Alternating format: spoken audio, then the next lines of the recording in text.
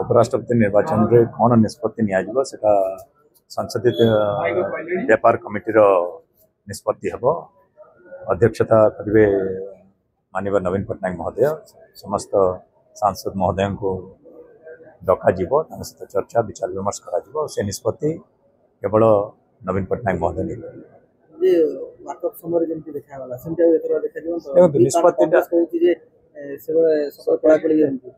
देखु विजु जनता दल सब आम कहीचु आम समदूरता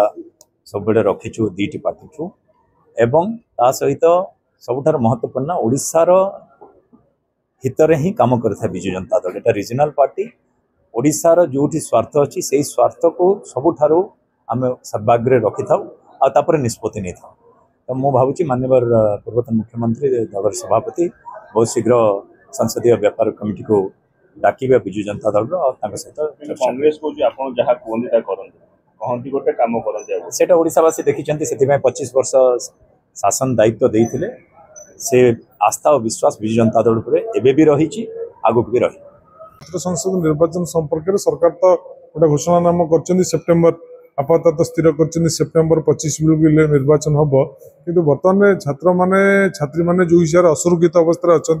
छात्री मैंने आज नारी निर्यातना ओडिशा बर्तमान प्रथम अवस्था को जाऊँगी एसबू भितर सरकार चिंता करेंगे निर्वाचन करेंगे कि न करेंगे मु कहीं सन्देह भितर अच्छी मेट्रो संपर्क में सरकार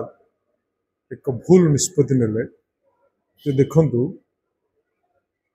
मेट्रो संपर्क में नवीन पट्टनायक सर्वे करी तार डीपीआर प्रस्तुत करी टेंडर करी टंका बराद करते काम आरंभ करते किंतु सरकार बदली गला पर ये सरकार से प्रकल्प को बातिल करदेला पर मुहूर्त घोषणा कले जे केंद्र सरकार सहायता आम मेट्रो प्रकल्प करूँ किंतु पार्लियामेंट रे प्रश्नोत्तर विभाग मंत्री कहीदेले जे केंद्र सरकार तरफ मेट्रो प्रकल्प करिवार नाही तो ये सरकार लोक मान भुआ बुलाऊँ मिछ कथा कहते स्वप्न देखा कि स्वप्न को वास्तवतार परिणत करने एमानकर निष्ठा ना कि चेष्टा भी ना जिते गुड़िक दला चकटा तार रिपोर्ट सार्वजनीन हमार आवश्यकता रही से तो जना पड़ो आईन श्रृंखला परिस्थिति राज्य में केमती चलती तेणु ये निश्चित सार्वजनीन हवा दरकार और सार्वजनीन कर सरकार स्वच्छतार प्रमाण भी देवार आवश्यकता रही जीवन देखो 3 जनकर जा 30 जनकर जा रिपोर्टा सार्वजनीन हम तेज निश्चित भाव से अनुमय हम जे यही परिस्थिति जो ये कथाटा घटी कि जेपर्यंत लुकायित अवस्था रखीदे धरत रथयात्रा कहले 4 जन मरचंत कि 5 जन मरचंत 5 जन मरचंती कि 10 जन मरचंती तथ्यता प्रकाश कले हम एपर्यंत बलभद्र मुह माड़ा कथा सरकार तथ्य उपस्थापन करना तदंत चली जगन्नाथंकर विभ्राट एपर्यंत तदंत चली कथा भी से तदंत भितर रही फाइल तले रही तेणु सरकार तुरंत पदक्षेप नहीं लोकलोचन को आणतु और सत्यता को उपस्थापन देखिए जानते राति अनिद्रा गोटे आईन आने प्रश्नपत्र लिक न हो ओटीटी भाइराल आरआई परीक्षा गोटे भविष्य गोटे अंधार निश्चित माने गोटे गोटे कथा काली विभूति मु देखुली जे तांकर जी दायित्व थे प्रश्नपत्र दायित्व थे लैपटॉप से चोरी दायित्व कहार सरकार जदि कहे तहबिलू तथ्य चोरी हो जाए आम साधारण लोक कौन दोष दवा तो साधारण लोक तो बहुत भलरे अच्छा तेणु लोक मान हैरान हरकत करने एवं गोटे विराट निश्चित राकेट कम कर जना पड़े ये तथ्य जो चोरी हो कहते मिथ्या कथा